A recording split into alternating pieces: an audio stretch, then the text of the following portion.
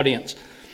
The city has adopted a set of zoning ordinances. If a property owner or applicant wishes relief from a portion of the zoning ordinance, an appeal from an administrative decision or interpretation of the zoning ordinance text, state law provides an avenue of review through the Zoning Board of Appeals. Unlike a decision by the Planning Commission that must be approved or can be overturned by the City Commission, the decision by the Zoning Board of Appeals is final. There is no review or opportunity for overturning by the City Commission. Michigan Zoning Enabling Act provides that Section 606.3, an appeal for this decision of the Zoning Board of Appeals shall be filed within 30 days after the Zoning Board of Appeals issues its decision in writing, signed by the chairperson, if there is a chairperson, or signed by the members of the Zoning Board of Appeals.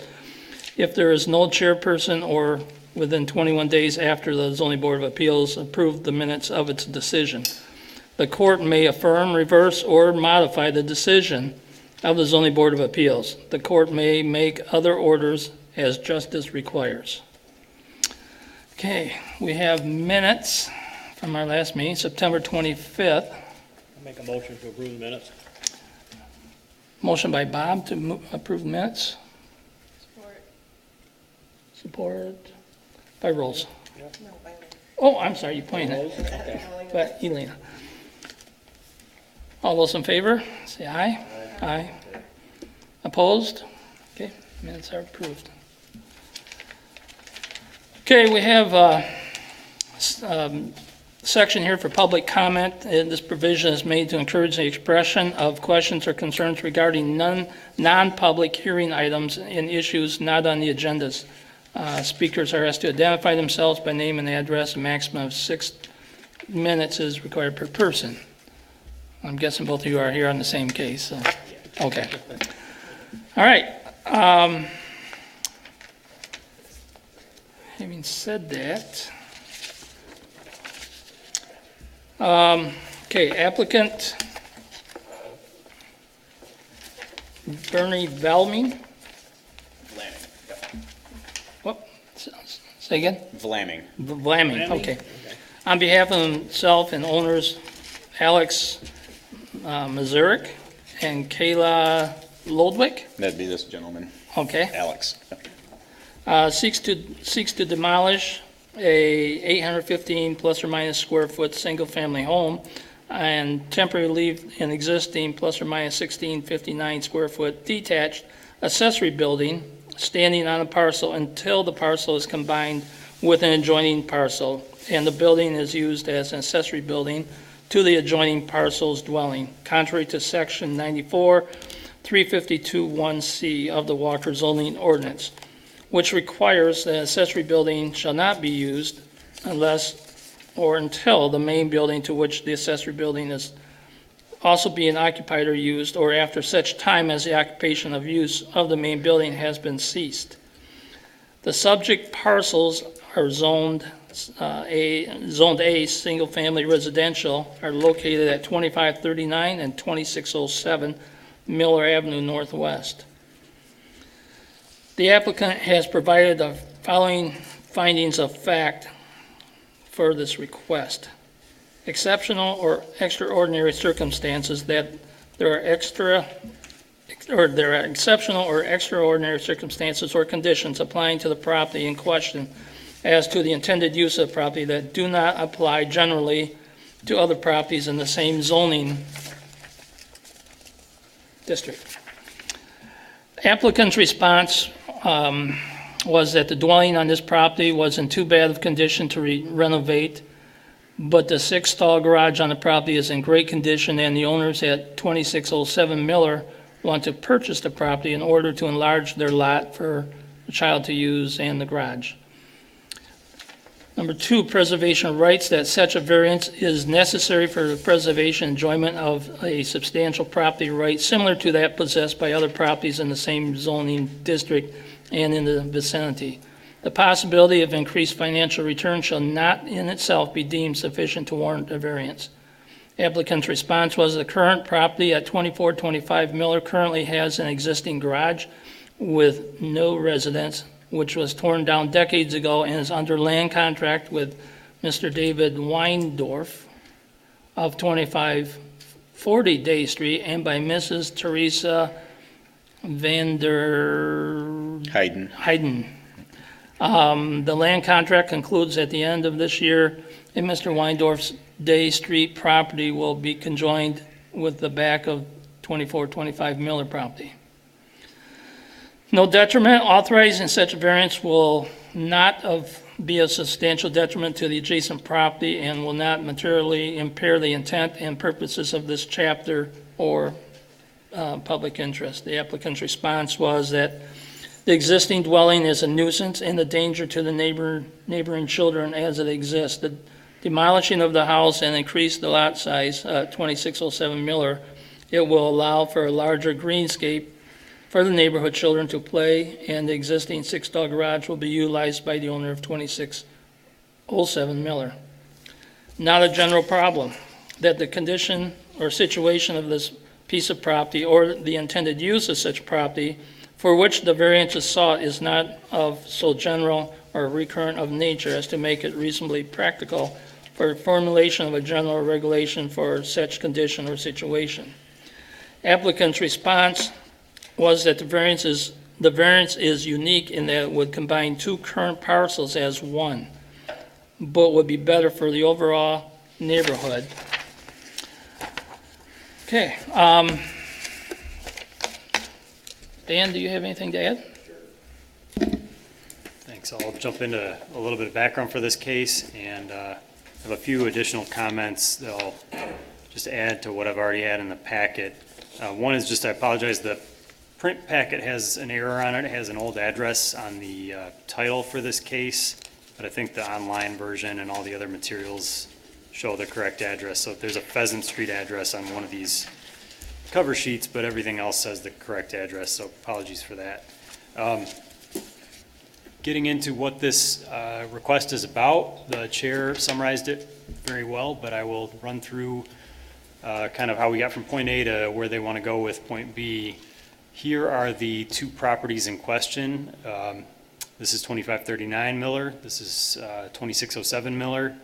The idea is to remove this existing house, which is in some level of disrepair, and allow this house to utilize this accessory building. I'll show that in different angles. I took this maybe within the last 3 or 4 weeks. I took this photo from the street. This is a sunnier day, so let's go with this Google Street View image. Kind of shows how this site relates to that garage and the proximity there. So here's the house that proposes to use the what they call a six-stall garage or detached accessory building, and then here is the existing dwelling that will be removed. And of course, the rule is that you cannot have a accessory building without anything that it's accessory to. So you can't have an accessory building on a vacant lot. It has to be something that's accessory to a principal single-family residential use on the site. And I think the reason for that is sort of a philosophy that to keep in character with the residential area. You want the residential area to be homes and things that are permitted in the area, not outbuildings that have miscellaneous look and feel and kind of leave the area feeling disjointed. So that's the intent of the code here, but obviously what they're requesting to do is to ultimately meet the intent of the code by just making this accessory building accessory to another dwelling. But between the time that they take this dwelling down and when they combine these lots, that is technically a violation of the zoning ordinance, and that's why we're here. Another way to go about this could be to combine the lots first and then remove the dwelling. That would also be more of a use variance, because then you're talking about two dwellings on one lot. And so there's kind of, unless it's all done instantaneously, it's going to be violating something in the zoning ordinance. But this is not something the ZBay has never seen before. There's been similar cases through the years, not very commonly, but this does occur sometimes. So another way to look at this is the survey paperwork that came in with the application. There's the approximate dimension, well, the real dimensions of the garage. It's somewhere around 1650 square feet in area. So this is the lot to the south. One thing that I didn't really detail in my report, but just bears mentioning, is that at the end of the day, if these two lots are combined, you're looking at roughly a little under an acre of property. For a new accessory building, if they were to scrape this whole site and just build a new building for a lot that size, it would have to be 1,200 square feet or less.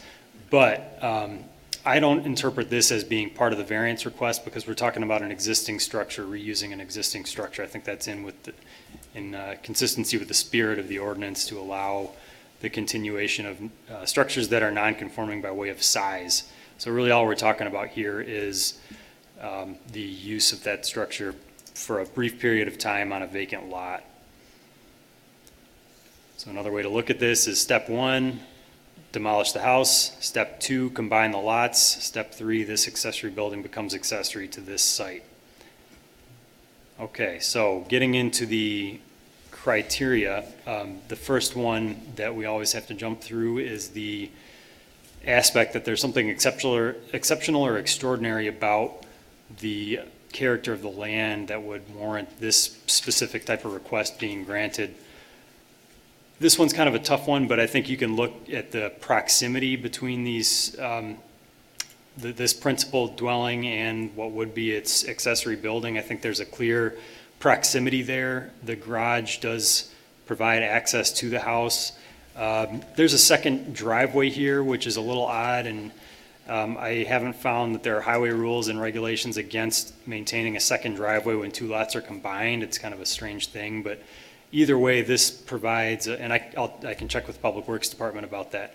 Either way, this configuration lends itself well to having the house to the north use that building as accessory. So I think just in terms of the scale of these sites and the proximity between the buildings, I think that's the type of circumstance of the land that justifies this criterion being Mr. met. Chairman, I'll make a motion to open the hearing. Might as well do that. Okay, got a motion by Bob, supported by Roger. All in favor, say aye. Aye. Opposed? Hearing's open. Okay, so moving on from exceptional or extraordinary circumstances. Preservation of rights are there other places that use a vacant property for an accessory building, either for a short period of time or a long period of time? The answer is yes. They're kind of few and far between, but there are some examples, and the ZBA reviewed kind of the flip side of this coin in August of 2017, and this home actually didn't end up getting built, but there was a proposed second dwelling to be constructed while an existing dwelling remained on a lot, sort of a different aspect of the issue that we're going through tonight. That was approved, but more comparable is the maintaining of a garage and pole barn on what became a development site. This is now the Winding Stream subdivision off of 4 Mile, but at 4192 4 Mile Road, there was a proposal to leave the garage and pole barn up while they were removing the existing house on that site before they cleared it all for development. So that was temporary in nature, as best I understand it. And then there was a proposal to have 2 accessory buildings on a vacant lot next to a platted lot that was kind of used for the platted lot next door, and that was approved in 2010. And I did have, there's some imagery we can float around and look at on our map viewer if we want to look at these sites, or the example that Mr. Vlaming gave in his comments. There was the comment about that 2425 Miller and 2540 Day property. I didn't find that there was a variance granted, and I don't know what the approval history was on the house demolition. In transparency, I have not found or have not really looked for the original demo permit. The files going back get a little bit fuzzier and fuzzier, but I can certainly look for that. But as it is now, there certainly is an accessory building on one vacant lot on Day Street, and the house, or on Miller, and the house on Day Street. So I believe the house was, it burned down and it was never rebuilt. So that can happen too. So that happened up here where the the behavioral analysis office is at 3 Mile and Wilson. That was a vacant accessory structure before it was that office building, and because of a fire, and then they took that accessory building down eventually. So that can happen too. Just more examples of where this situation appears to be occurring.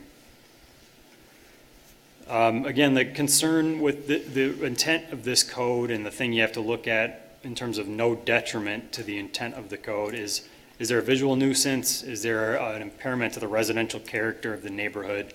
And you don't usually see time limits with the effect of a variance being granted, but we've seen this used in the past. Usually, you get a variance and it runs with the land, but this is the kind of variance that lends itself to. If you have a time limit, that's a reasonable thing to say as a condition of approval, so that you make sure that structure doesn't sit on its own site and get used for some use not related to a residence over time. So I think the time limit aspect of this can make it so this is not a detriment to the neighborhood.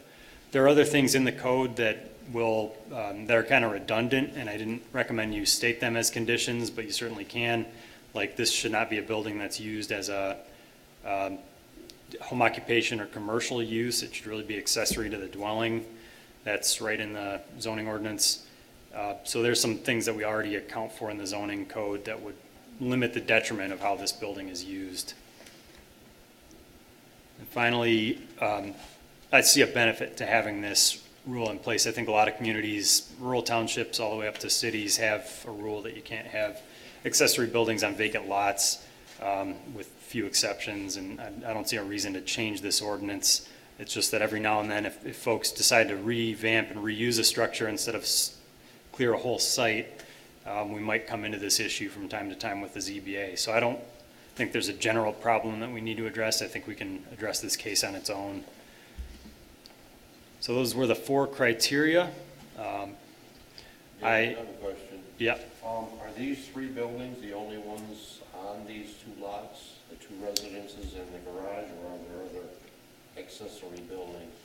As far as I know, those are the only buildings. Accessory building up on Yeah. 26. He's gonna be tearing that one down. You're gonna take that one down? Yeah, Alex is gonna tear, once Yeah, he 1, 2, had this 3. one, he has no need for this. That's basically just a little, it was a goat shed. Okay.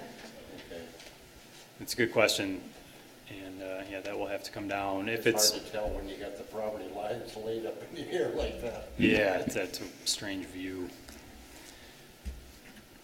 Yeah, and there are exemptions for small tool sheds and things of that nature, but yeah, I was under the understanding they were going to take that one down. So they're planning on purchasing behind that new garage too? The existing garage. To the vacated street? There may be some future plans related to that. That's not part of this request. But the property fabric goes all the way back to the dead end of Day Street. Day Street. So yes, that's kind of that green blob there. That may be its own issue, but the request for now is to have all of this considered as one property once that structure comes down. So if that all becomes one, is the accessory building square footage then null and void? It's- I mean, even though it- it's grandfathered in, because he's gonna have what, more than half an acre then? Yeah, he's still a little over, because that's about between 1,600, 1,700 square foot building, and with between a half an acre and an acre and a half, you can only have 1,200. So that would still be an issue if they were proposing to build a new 1,600 square foot building, but using the existing, I don't see that as a problem. So my only condition I wrote, although there are some things, like I said, in the zoning ordinance that will have to be adhered to, is that there should be a request to combine the properties into the assessor's office within 2 weeks of completing the demolition. That's something that can be followed up on through the demolition permit process. We've already got, the attorneys have already drawn up the paperwork for the land contract for purchase, so that won't be an issue.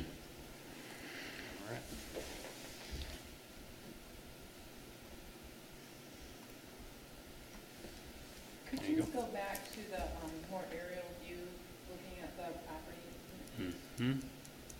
That one or this one? Okay.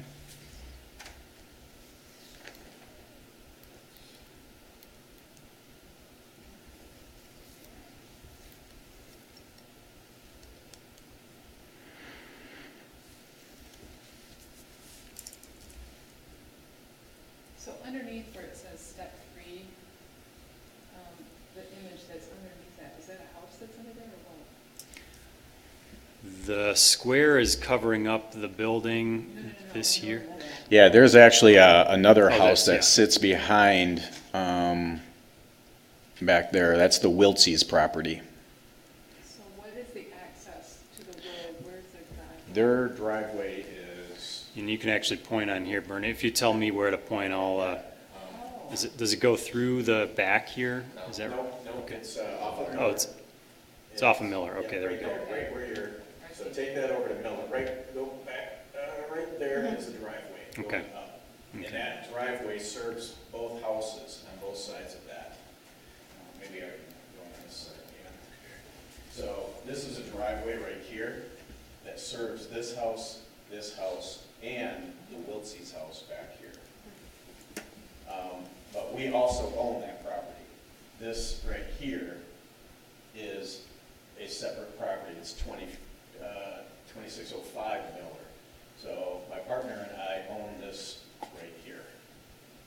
This, years ago, this was Marge Simmons' property, and she had sold this to the city. I don't know if it was 40 years ago or whatever, but then they were planning on having Day Street go back through here and come across to Miller. She did not like that idea because she lived in Alex's current house, so she bought that property back. So this was a separate property in itself. So right now, there's nothing that goes on that property, but there is a house right here that is using this drive too.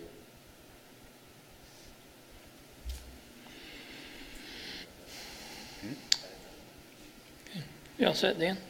I just forgot that I gave you a copy of an email I got in support of the request from a couple of neighbors at 2608 Miller. And that was all I had. Okay. Is there anything the applicant would like to add to all this?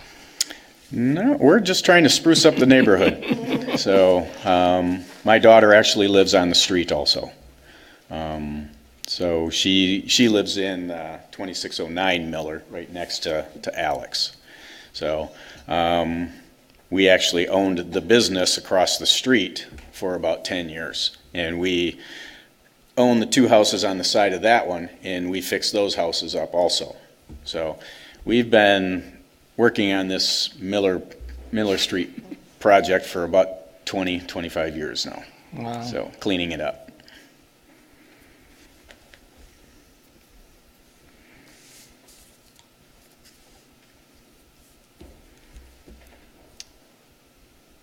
Is there any special use to that garage? I mean, it's twice as big as the house. And The Marge Simmons, that used to be Simmons Roofing Company. And Marge owned Alex's house, which is this house right here. And so Marge actually owned pretty much the whole street. Her sister still lives next door over here. Her sister-in-law lives next door over there. But they own the business here, and they needed overflow for the roofing materials. So that's why they built the 6-stall garage. It was overflow storage for all the roofing materials. Okay. Just unusual to have a building that That size size. and not have a purpose other than, Right, yeah, it was storage, but it is a very nice 6-stall garage, so. okay. Any questions from the board? No, I don't. Like I said, somebody's gonna take a piece of the back property after this is already split. I don't know. That's not part of this request. I know it isn't, but is that the thought process later on? It might be. I mean, what it says here in the, Well, I guess the thought process is, yes, we'd like to build a house there. but there is an issue with this, according to your new ordinance, you need 66 feet of road frontage. We don't have 66 feet here, although we gotta look at something. Dan and I were thinking of something, I mean, because we own this also, we don't know if we'll be able to do something with that. But yes, we would like to demo that house, and then actually, we were thinking of building a house on the cul-de-sac and here. So, as long as I don't have to spend $50,000 improving a cul-de-sac where I'm not gonna make any money on building a house, then Yeah. then that's like ideally what we would like to do, because basically you've got a landlocked piece of property back here.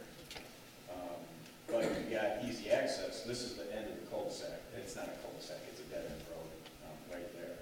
So our thought process was to build a house up here. Yeah, because the guy on here says Mr. Weingold's Day Street property will be conjoined with the back of 2425 Miller property, is that correct? If that doesn't get approved, then of course, Yes. you know, it would probably just end up, 2604 is landlocked now. 2604. 2604 Day is landlocked. This one over here. Oh, Yeah. except that it has valid access through there is an easement Yeah, they got over, You have a written agreement. I think there's something in the survey paperwork. Yeah, that was established, that house has been there for 30, 40 years easy. So that's long been established.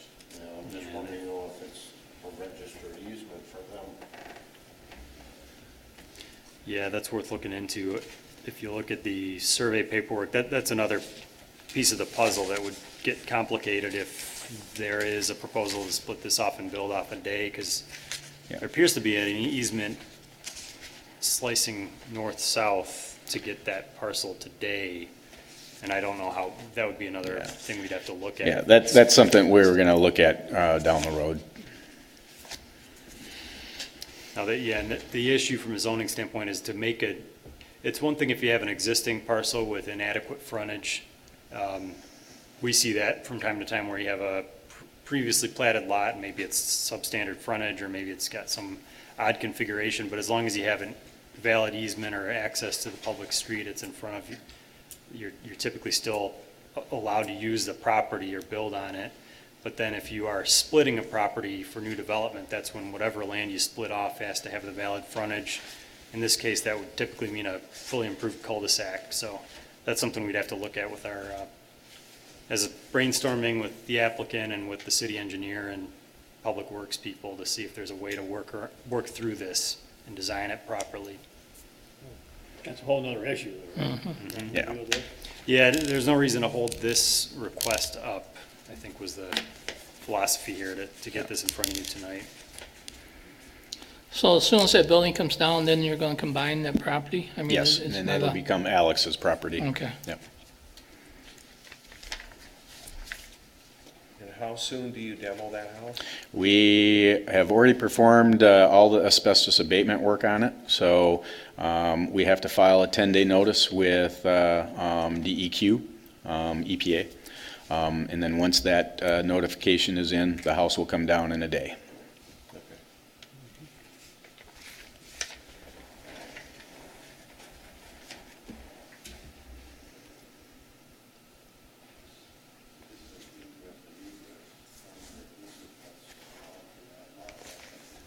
That's what I was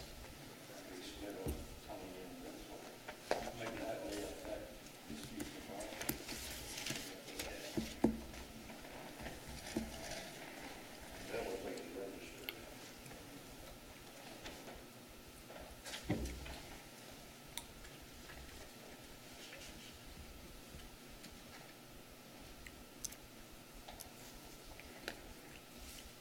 That's all the questions I have. Yeah. Any other questions?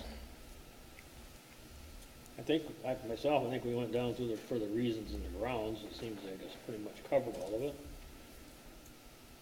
for the request. Okay.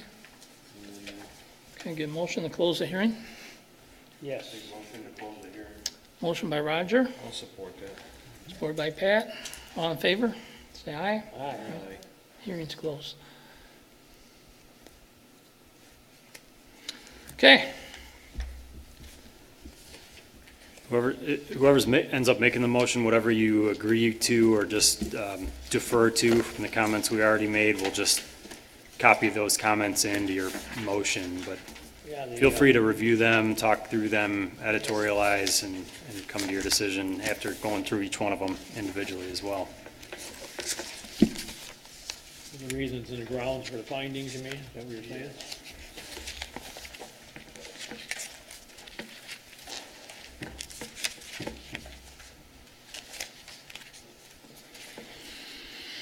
I think we covered that unique circumstances. I think you got a really small house, substandard lots, deteriorating property. So, I can see that there's a different, and by making a larger piece of property, I can see that's a unique situation. It doesn't apply to too many other properties.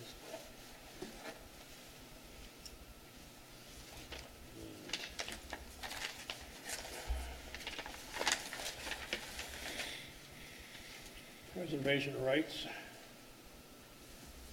As far as accessory building, whatever in the vicinities and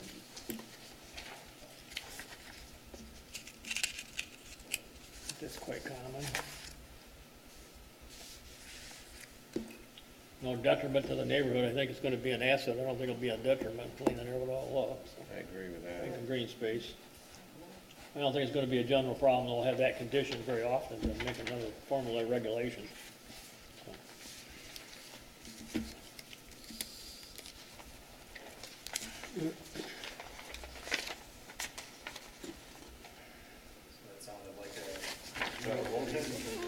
Yeah, I'll make a motion to approve the request for those reasons and grounds that we went over, conditions, and the applicant should submit a land combination application through the Walker Assessor's Office to combine the properties located at 2539 and 2607 Miller Avenue Northwest within 2 weeks of completing the demolition of the existing dwelling at 2539 Miller Avenue Northwest.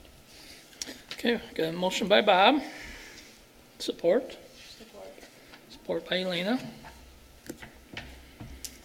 All in favor? Say aye. Aye. All opposed? It's passed. Thank you, ladies and gentlemen. Okay, and we just need your signature up here with Roger.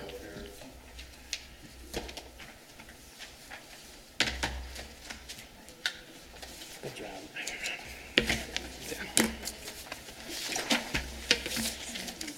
Yeah, good teacher.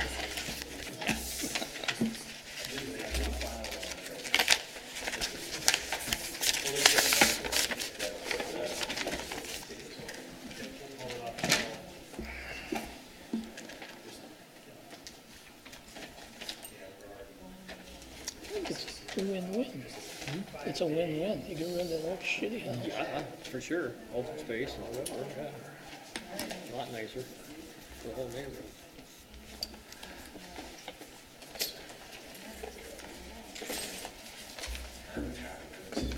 I know it. We used to have the regular printed carbon copy things, and then it's really got feet. So then they had to have assistants finding a pass.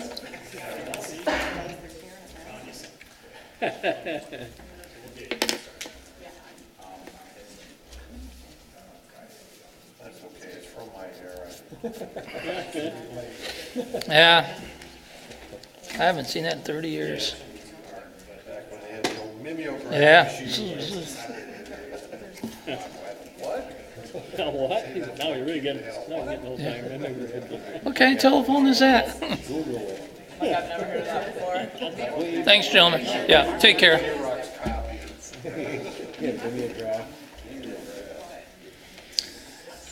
Anything coming up, Dan? Profile film site on Avistar Park, they're proposing to put another tall silo up, which is a height variance request, and there is another request for a previously platted lot that does not have the adequate frontage or area for building without public water, so we're running up on that same Gage Street issue we saw earlier this year. So there's 2 cases on November 13th, and then nothing, I'm not going to torture you all and make you come in the day before Thanksgiving, so there's nothing that night, and then we don't know yet for December, but 2 cases on November 13th. Okay. All right. Motion to adjourn? I make a motion to adjourn. Motion by Roger, I'll support that. supported by Pat. All in favor? Aye. We're adjourned.